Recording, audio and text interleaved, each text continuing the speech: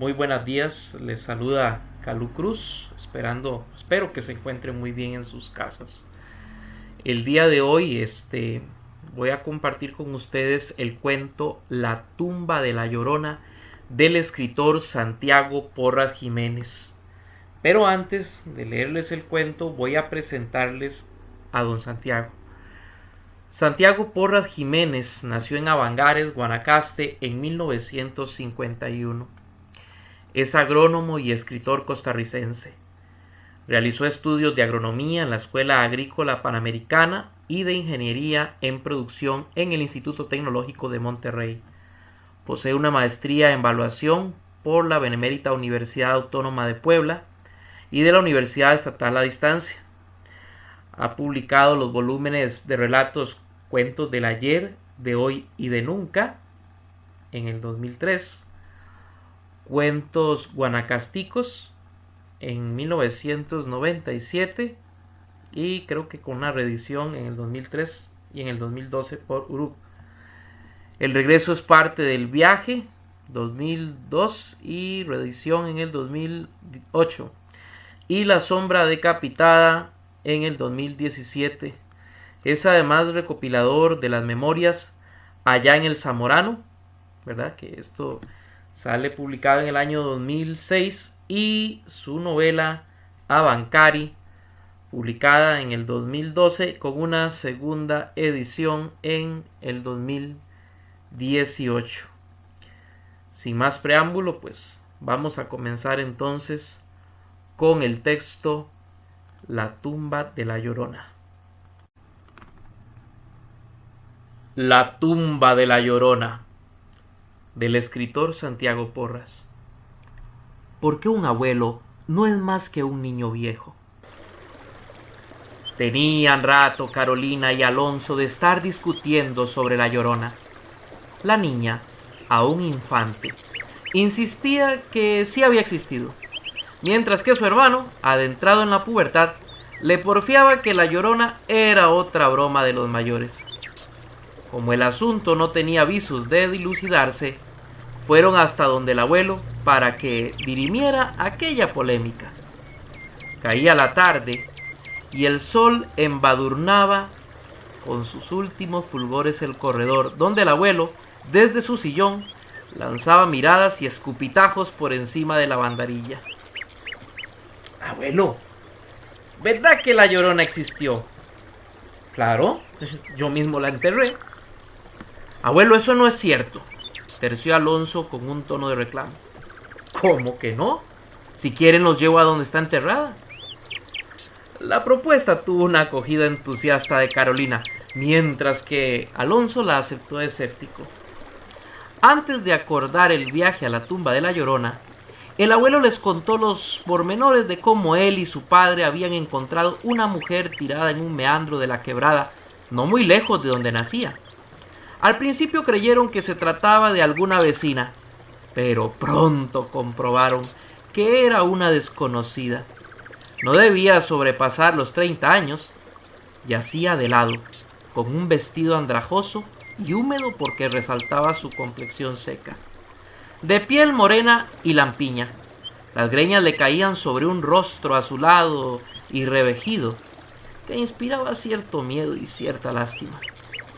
Aunque por su inmovilidad la consideraron muerta, para su espanto descubrieron que aún lagrimeaba profusamente.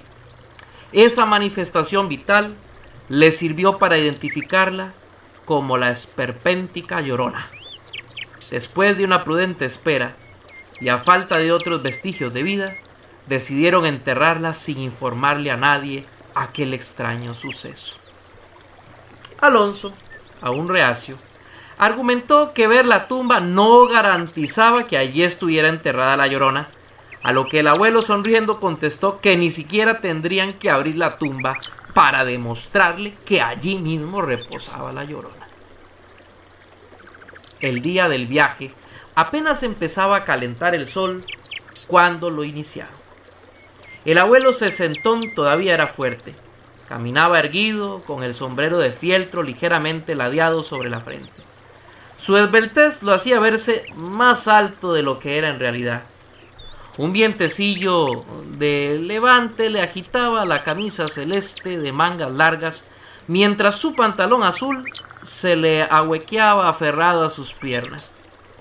Los zapatos y la faja eran de cuero negro. A la bandolera llevaba prendido un machete envainado. Carolina, que a veces caminaba de la mano de su abuelo, lucía un vestido blanco con pequeñas flores moradas y unas sandalias de cuero curtido. Era regordeta y vivaracha. Su cara redonda no podía pasar inadvertida, tanto por los gestos pícaros que la iluminaban como por su locuacidad matizada de felices ocurrencias. Contrario a su abuelo, era de tez blanca. Alonso sí se parecía más al abuelo en lo flacucho y desgarbado. Llevaba camiseta blanca de hilo y unos pantalones cortos azules de drill. Calzaba botas de hule. Alonso era el típico mosquita muerta. Delante de los adultos solía permanecer quieto y callado, pero a menudo se encontraban diabluras cuya paternidad nadie dudaba en atribuirle. Ayudaba en esa presunción que con frecuencia los juegos de su hermanita terminaban con los gritos de protesta o de llanto de ella. Por esta razón, cuando reñían, los mayores se inclinaban por Carolina, de lo que Alonso maliciosamente ya se había percatado, por lo que toca aquel día, pese a la finalidad del viaje, la cordialidad embargaba al trío. Doña Blanca, la madre de los niños, les había preparado una burrita de gallo pinto con natilla envuelta en hojas de plátano, agregándoles 3 huevos duros y una botella de agua dulce. Alonso llevaba el almuerzo en la vieja alforja de cabuya que utilizaba en esos menesteres con su padre. Bajaron por el trillo que conducía hasta el sitio donde alaban el agua en baldes. De ahí se fueron aguas arriba, bajo el dosel de árboles que preservaba el agua de la insaciabilidad del sol. Aquella era la única franja que sobrevivía del frondoso bosque tropical que el abuelo había visto cuando, de tan solo 7 años, llegó con sus padres provenientes del interior del país. Según sus tallas, en aquellos tiempos ya se habían extraído de esos bosques las especies maderables más valiosas como caobas, guayacanes, cenízaros y cedros amargos, maderas que se empleaban en muebles finos, en las estructuras de los muelles, como durmientes en las líneas férreas, pero principalmente para suplir de vigas y columnas a las compañías mineras que extrajeron oro desde finales del siglo XIX a todo lo largo de la sierra minera de Tilarán. La densidad de los árboles originaba una umbrosidad que asustaba a los niños, sobre todo porque los adultos les advertían de la presencia en aquellas soledades de espantos como los duendes, la llorona y la tulevieja. Cierto es que no tenían muy claro el asunto, pero tampoco deseaban correr el riesgo de encontrarse con tales esperpentos como se los anunciaba su madre cada vez que se portaban mal. Alonso, que ya había empezado a dudar de esos cuentos, sustituyó el escepticismo inicial con un creciente interés de saber qué había de cierto en aquel asunto. El abuelo iba adelante, pero de vez en cuando se detenía a hablarles de este o aquel arbusto, aleccionándolos sobre las propiedades morfológicas o utilitarias del que los distinguían.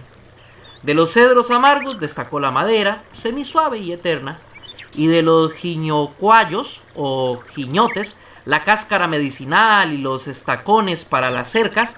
De los laureles, la madera cuya sonoridad la hace útil para fabricar guitarras. De los canelos, la sombra acogedora y su olorosa madera, especial para hacer trompos.